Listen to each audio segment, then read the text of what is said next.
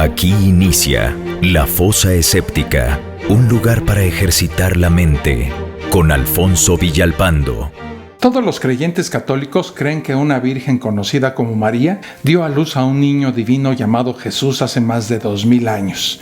El problema más importante es que los teólogos no pueden explicar cómo un ser humano y un Dios pueden ser lo mismo, es decir, 100% humanos y 100% divinos, con todas las características esenciales de humanidad y divinidad incluidas en el mismo paquete. ¿Cómo puede un ser humano ser perfectamente bueno, incapaz de ser tentado a pecar, y sin embargo también ser tentado a pecar? Los propios creyentes han demostrado la incoherencia de un ser divino y humano por los pleitos que por este tema han protagonizado desde siempre. El nacimiento virginal es un primer paso para afirmar que Jesús es un Dios encarnado. Este hecho milagroso, junto con la resurrección, son las dos bases en las cuales se sustenta el edificio de la religión católica. Si no hay alguno de estos, la iglesia se derrumba. Por eso es bueno echarle un ojo a este asunto.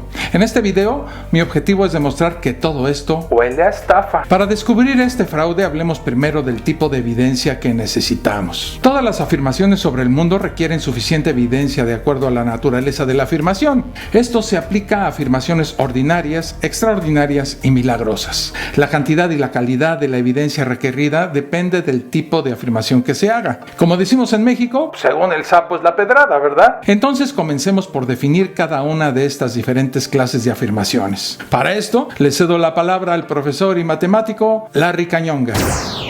Gracias, señor Villalpando.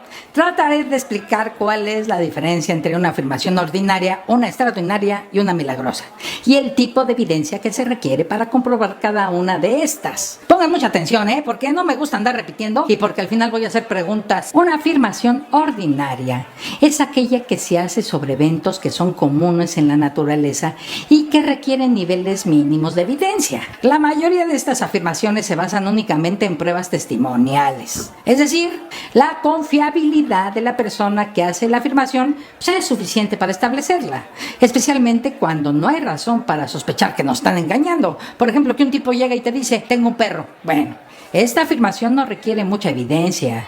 Se puede suponer que a esta persona, como a millones, le gustan los perros. No necesitamos más que su palabra. De hecho, lo que preguntamos generalmente después es, ¿de qué raza? No solicitamos fotos, aunque los dueños de perros siempre nos atormentan al mostrarnos cientos de fotos de sus perritos. No requerimos que nos lleven a sus casas a comprobar que la afirmación sea cierta. Así que podemos decir que esta afirmación es ordinaria. Por el contrario, una afirmación extraordinaria es aquella que se hace sobre eventos que son extremadamente inusuales, raros e incluso extraños en la naturaleza. La mera evidencia testimonial es útil, ¿verdad? Pero no es de ningún modo suficiente para establecer estas afirmaciones.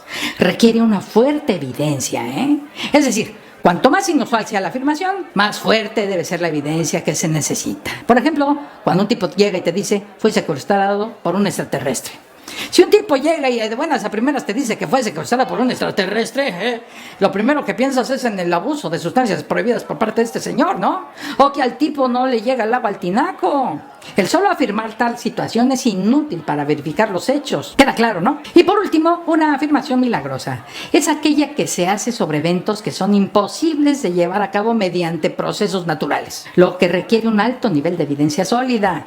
Como siempre digo en estos casos, ningún testimonio es suficiente para establecer un milagro, a menos que el testimonio sea de tal naturaleza que su falsedad sería más milagrosa que el hecho que trata de establecer. El hecho de que un milagro requiera pruebas extraordinarias más allá de la falibilidad del testimonio humano común no es una exigencia irrazonable.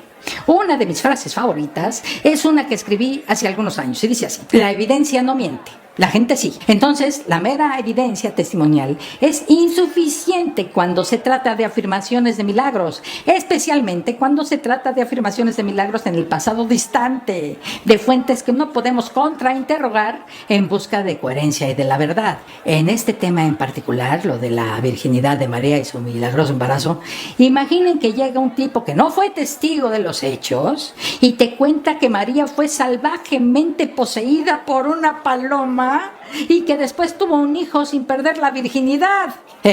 Yo también haría la cara que acaban ustedes de poner. Gracias, profesor.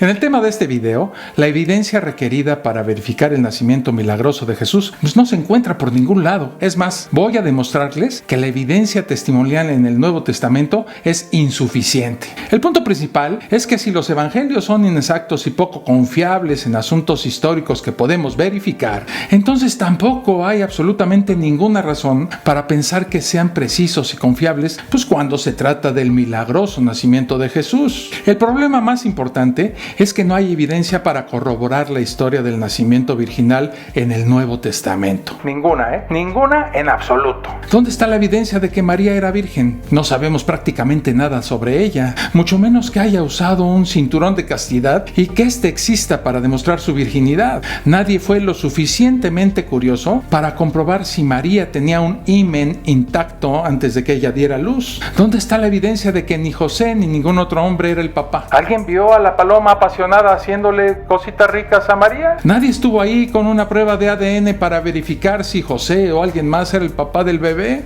¿Le hicieron estas pruebas a los vecinos, al lechero, al plomero o al repartidor de pizzas? Para acabarla, ni siquiera tenemos evidencia testimonial de primera mano, ya que la historia nos la relatan otros, no lo cuenta María ni tampoco José. En el mejor de los casos, todo lo que tenemos es el testimonio de segunda mano de una persona, María, o dos si incluimos a José, quien estaba irracionalmente convencido de que María se había acostado con un pichón y que era virgen porque soñó que Dios se lo dijo mientras dormía. Háganme el favor. Como se relata en el Evangelio de Mateo. Se lo dijo en un sueño. Nunca llegamos a interrogar a María y a José de forma independiente, junto con las personas que los conocieron, lo cual tendríamos que hacer, ya que pueden tener una muy buena razón para mentir. La razón es evidente, ¿no? Un embarazo fuera del matrimonio. En esa época, un embarazo que no fuera provocado por el esposo será una sentencia de muerte para la mujer. Antes de que pueda haber un nacimiento virginal, primero se debe demostrar que María no estaba embarazada. Lo que sabemos es que ninguno de los dos primeros escritores del Nuevo Testamento se refieren al nacimiento virginal de Jesús. Eso por lo menos es muy curioso, ¿no? Ni el apóstol Pablo ni el autor del Evangelio de Marcos se refirieron a él. Es inconcebible que ninguno de los dos lo haya mencionado. La historia del nacimiento virginal fue una ocurrencia tardía sin importancia para los evangelios posteriores de Mateo y Lucas. Esto solo tiene sentido si lo tomamos como un mito no histórico creado en retrospectiva para explicar cómo Jesús descendió del cielo y así justificar todo el cimiento de esta religión. Además, en el Evangelio de Marcos, la propia familia de Jesús pensaba que él estaba loco y que no era hijo de Dios. «Estás loco», le dijeron, y trataron de hacerse cargo de él, dice el Evangelio de Marcos. Esto no tiene sentido si las historias del nacimiento virginal son verdaderas en los evangelios posteriores de Mateo y Lucas. ¿Cómo pudo María olvidar cómo fue concebido su propio hijo Jesús o lo que se dijo de él en el momento de su nacimiento? El ángel Gabriel dijo que sería llamado el Hijo de Dios. Su prima Isabel dijo que María era la madre de su Señor. Y María misma dijo que desde ahora la iban a llamar bienaventurada todas las generaciones. Ninguna madre olvidaría jamás las circunstancias de su nacimiento, si sucedió como se informó. En el Evangelio de Lucas, cuando María oye por primera vez del ángel Gabriel que va a dar a luz, se pone muy nerviosa y le dice: «¿Cómo será esto si no conozco varón?». Seguramente María no sentiría la necesidad de informar a Gabriel de que no había tenido sexo con un hombre. Si estas conversaciones fueran ciertas, ella habría dicho: «¿Cómo será esto? Yo no conozco a mi esposo». La forma en que está escrito en Lucas es para justificar la virginidad de María al lector, en lugar de decirnos lo que realmente dijo. Entonces, lo que le dijo María al ángel es una invención literaria. Ahora, uno podría simplemente confiar en los escritores anónimos del Evangelio que escribieron esta extraordinaria historia. ¿Pero por qué? ¿Cómo es posible que estos escritores pudieran descubrir que una virgen llamada María dio a luz a una deidad? Ninguna investigación razonable podría aceptar la palabra de María o de José. Con respecto al sueño de José, que un hombre diga que Dios le ha hablado en un sueño, pues no es más que eso, que José soñó que Dios le hablaba. Así que todo depende de la evidencia testimonial de oídas poco confiable de María. ¿Por qué deberíamos de creerle? ¿Ustedes lo harían? Pero esperen, que esto se está poniendo bueno. Las genealogías reales de Jesús en los evangelios posteriores de Lucas y Mateo tienen problemas históricos. Por ejemplo, el evangelio de Mateo hace que Jesús sea un descendiente del rey Jeconías, aunque el profeta Jeremías había proclamado que ninguno de los descendientes de Jeconías se sentaría jamás en el trono de David. Alguien se equivocó a lo grande aquí, ¿no creen? Las genealogías de Jesús no sirven si nació de una virgen. Los linajes reales judíos se rastrean a través de hombres, no de mujeres, por lo que la genealogía de Lucas no funciona, ya que rastrea el linaje de Jesús a través de María. La genealogía de Mateo es igualmente irrelevante, ya que rastrea el linaje de Jesús a través de José, que no era su papá, según los relatos de los evangelios. Afirmar desesperadamente que el bebé de María era una nueva creación divina sin relación con los linajes de María o José, también hace que las genealogías no sirvan, porque entonces no importaría en qué vientre de la madre Dios decidió poner a su hijo dentro. Afirmar que Jesús fue técnicamente el hijo adoptivo de José es absurdo, ya que solo las líneas de sangre cuentan en los linajes reales. Los hijos adoptivos nunca heredan legítimamente el trono. Para mí que todo se hubiera aclarado si alguien le hubiera hecho una prueba de paternidad a la paloma, ¿no? En el evangelio de Mateo se nos dice que Jesús nacería en Belén, pero la frase precisa es Belén Éfrata. La profecía original de Miqueas no se refiere a una ciudad sino a un clan familiar, el clan de Belén, un tipo que era el hijo de la segunda esposa de Caleb, que se llamaba Éfrata. Además, la profecía de Miqueas predice que un comandante militar gobernaría la tierra de Asiria, lo que nunca sucedió. Y claro que no se trataba de un futuro Mesías. El primer evangelio de Marcos comienza diciendo que Jesús vino de Nazaret de Galilea, no de Belén. Así que decir que Jesús nació en Belén es un absurdo. El primer evangelio dice que es de Nazaret. En el evangelio posterior de Juan, Jesús fue rechazado como el Mesías precisamente porque la gente de Nazaret sabía que había nacido y crecido en su ciudad. Esa es la razón por la que lo rechazaron como Mesías. Preguntaron, ¿cómo puede venir el Mesías de Galilea? Y concluyeron, un profeta no sale de Galilea. Era de Nazaret, por tanto, él no era el Mesías. Como todos sabían que el Mesías no vendría de Galilea, Mateo y Lucas inventaron historias contradictorias para superar este problema insuperable. En el Evangelio de Mateo, el más preocupado por hacer que Jesús se ajuste a la profecía, la familia de José estaba viviendo en Belén cuando Jesús nació. Para explicar cómo llegó Jesús a Nazaret, a José se le advirtió en un sueño que huyera a Egipto debido a que Herodes andaba eliminando a todos los niños que podía. Después de la muerte de Herodes, José llevó a su familia a Nazaret y vivió ahí. El Evangelio de Lucas, por el contrario, afirma que José y María vivían en la ciudad de Nazaret, pero viajaron a Belén para un censo romano, momento en el que nació Jesús. Después de que él nació, regresaron a su casa en Nazaret. Total, que a esta humilde familia la traían de aquí para allá haciendo turismo, con el único objetivo de ajustar las historias y hacerlas un poco menos increíbles, pero creo que no lo lograron, Pero lo viajado, ¿quién se los quita? Cuando comparamos los relatos de Mateo y Lucas, podemos concluir que a pesar de los esfuerzos que surgen de las ideas preconcebidas de la infalibilidad bíblica o de la piedad mariana, es sumamente dudoso que ambos relatos puedan considerarse históricos. Una revisión de las implicaciones explica por qué la historicidad de las narrativas de la infancia ha sido cuestionada por tantos estudiosos, incluso por aquellos que no descartan de antemano lo milagroso. Para hacer que estas historias funcionen, inventaron un censo romano mundial para llevar a la Sagrada Familia a Belén y la matanza de los inocentes por Herodes para explicar por qué la Sagrada Familia dejó Belén para siempre. El Evangelio de Mateo inventó una estrella mesiánica, lo cual creo que ya fue excesivo, ¿verdad? Pero no hubo censo, ni masacre de niños, ni estrella de Belén. El Evangelio de Lucas nos dice algo extraño, que José tuvo que ir a Belén para registrarse en el censo porque era de la casa y linaje de David. Según la genealogía de Lucas, el rey David había vivido 42 generaciones antes. ¿Por qué todo el mundo tenía que registrarse para un censo en la ciudad de un familiar que había vivido 42 generaciones antes? Habría millones de antepasados para ese momento, y haciendo cuentas, la totalidad de la población del imperio habría tenido que viajar. Y otra cosa, ¿Por qué 42 generaciones y no 30? ¿Por qué no 16? Y si este requisito era solo para el linaje del rey David, ¿en qué estaba pensando César Augusto cuando lo ordenó? Son preguntas que jamás tendrán una respuesta. Tanto Mateo como Lucas dijeron que Jesús nació durante la época de Herodes el Grande. Herodes murió en el año 4 antes de la era común, por lo que Jesús nació a más tardar ese año, ¿verdad? El único censo conocido de este periodo fue uno local en Galilea que tuvo lugar en el año 6 después de la era común por el gobernador sirio Quirinius. Hay una brecha de 10 años entre la muerte de Herodes y el presunto censo, lo que significa que no hubo censo en el nacimiento de Jesús. Digo, si nació durante el reinado de Herodes, ¿verdad? Pero el Evangelio de Lucas decía que era un censo mundial, no local, y ese censo nunca se llevó a cabo. Se ha comprobado históricamente que nunca se realizó un censo del mundo conocido bajo César Augusto,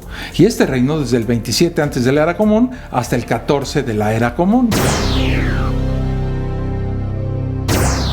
En el Evangelio de Mateo se dice que el rey Herodes ordenó que todos los niños varones en Belén y en todo el campo circundante fueran sacrificados. Pero no hay otro relato de tal masacre en ninguna otra fuente. Está claro que el historiador judío del primer siglo Flavio Josefo odiaba a Herodes. Hizo una crónica detallada de sus crímenes, muchos de los cuales eran menos graves en comparación con esta supuesta masacre generalizada de niños. Sin embargo, en ninguna parte Josefo menciona esta masacre a pesar de que estaba en condiciones de saberlo. Entonces la historia es una ficción del Evangelio, como la historia del nacimiento virginal. El Evangelio de Mateo dice: la estrella que los magos habían visto en el este avanzó delante de ellos hasta que llegó y se detuvo sobre el lugar donde estaba el niño. No hay ninguna corroboración independiente de esta historia por ninguna parte, ya sea cristiana o no. Ningún astrólogo o astrónomo en ningún lugar del mundo registró este evento, a pesar de que ellos, especialmente los astrólogos, buscaban sistemáticamente en las estrellas predicciones del futuro. Algo también muy importante es que el autor de Lucas decidió no incluir la historia de una estrella, los magos o el atentado contra la vida de Jesús. Las teorías para esta milagrosa estrella incluyen un cometa, o que fue una supernova, o la conjunción de planetas. El problema es que ninguno de ellos se ajusta a lo que el texto realmente dice en el Evangelio de Mateo. Los magos ven la estrella guiándolos o dirigiéndolos a Belén desde Jerusalén. Las estrellas en movimiento no son solo una tontería precientífica. Las estrellas no se mueven en el cielo y por supuesto que no parecen moverse en dirección sur. Todos los astros parecen moverse de este a oeste, como el Sol, debido al giro de la Tierra. Luego nos dice que la estrella se detuvo en el cielo directamente sobre un lugar en Belén, pero no hay forma de determinar en dónde se detuvo. ¡Métanle coco! Una estrella que está por lo menos a cientos de años luz puede señalar una casa en específico.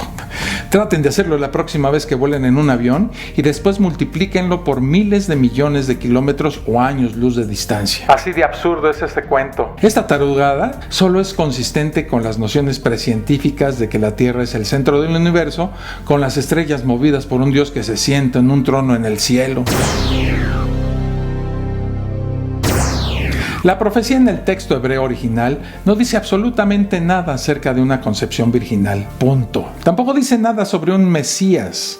La palabra hebrea para virgen es betulá. Se usa 5 veces en el libro de Isaías. La palabra usada en Isaías es alma, que significa mujer joven o simplemente niña, no especifica virgen. El error del Evangelio de Mateo fue usar una traducción griega del hebreo que se escribió 200 años antes que este y que usaba la palabra partenos. Originalmente, la palabra griega partenos significaba niña, pero cuando Mateo escribió su Evangelio, esa palabra había sido cambiada por el uso para describir a una virgen en lugar de a una niña. Así que Mateo malinterpretó gravemente el texto hebreo original de Isaías al afirmar incorrectamente que Jesús iba a nacer de una virgen. Otra profecía en Isaías dice: porque un niño nos es nacido, hijo nos es dado, y el principado sobre su hombro, y se llamará su nombre admirable, consejero, Dios fuerte, Padre eterno, príncipe de paz. Este texto es muy incierto y vago. Cualquier judío lo hubiera podido escribir en ese momento y podría expresar la esperanza de que un Mesías rescataría a su nación de sus opresores. Pero una esperanza expresada por un futuro Mesías no debe considerarse una predicción, a menos que junto con esa esperanza haya detalles específicos mediante los cuales podamos verificar si se cumplió. Isaías no proporciona ninguno. Sin detalles no hay ninguna predicción real. Así es, señor Villalpando. Podemos concluir que si deseamos seguir viendo los relatos de Lucas como eventos históricos, tendríamos que dar un gran salto de fe. Tendríamos que asumir que mientras nosotros buscamos evidencias verificables de los hechos históricos, Lucas relata todo tipo de cuentos de hadas, pero sobre asuntos sobrenaturales, que por definición nunca pueden ser verificados. Simplemente informa de los hechos. Con su tratamiento arbitrario de la historia, Lucas ha demostrado ser un reportero antihistórico, un narrador de cuentos de hadas. Sí, un imbécil. Se creía que muchas personas importantes del mundo antiguo eran producto de nacimientos virginales. La gente del mundo antiguo creía que los héroes eran hijos de dioses, pues debido a las extraordinarias cualidades de su vida, no porque hubiese información pública sobre los detalles íntimos de cómo quedaron embarazadas sus mamás, ¿verdad? De hecho, en algunas biografías, el dios toma la forma física del marido de la mujer para poder tener sexo con ella. Así es, señor Villalpando. Por ejemplo, estaba el atleta Teágenes, campeón olímpico, que era considerado divino por ser uno de los mejores atletas del mundo antiguo. Hércules fue el héroe más venerado del mundo antiguo y fue ascendido al estado divino después de su muerte. Y se dijo que fue engendrado por Zeus. Se creía que Alejandro Magno fue concebido de una virgen y engendrado a su vez por Heracles. Se creía que Augusto César fue concebido de una virgen y engendrado por Apolo, al igual que Platón, el filósofo. Se creía que Apolonio de Tiana era un hombre santo nacido de una virgen y engendrado por Zeus. Se creía que el filósofo Pitágoras era hijo de Apolo. También hubo dioses salvadores como Krishna, Osiris, Dionisio y Tamuz, que nacieron de vírgenes y fueron conocidos por los escritores de los evangelios siglos antes. Así que podemos concluir que a este Jesús le dieron el mismo tratamiento en un intento que al final tuvo éxito, de hacerlo hijo de dioses y después convertirlo a él mismo en Dios, ni más ni menos. Todo lo que muestran estas afirmaciones de nacimientos virginales es que alguien pensó que estas personas eran importantes, y eso es todo. Ninguno de ellos se toma como un nacimiento virginal literal, probablemente ni siquiera en esos días. Así que no debería sorprendernos que los primeros cristianos inventaran mitos similares sobre Jesús. Es un mito hasta el final sin ninguna realidad histórica. No hay ninguna razón para aceptar esta afirmación extraordinaria en absoluto. Hasta aquí este video. Te recuerdo suscribirte al canal y que actives las notificaciones para que te avise cuando suba contenido nuevo. En la descripción te dejo la liga para que te integres al grupo de Ateo en Facebook y las ligas para que nos apoyes económicamente. Hasta el próximo video. Un abrazo.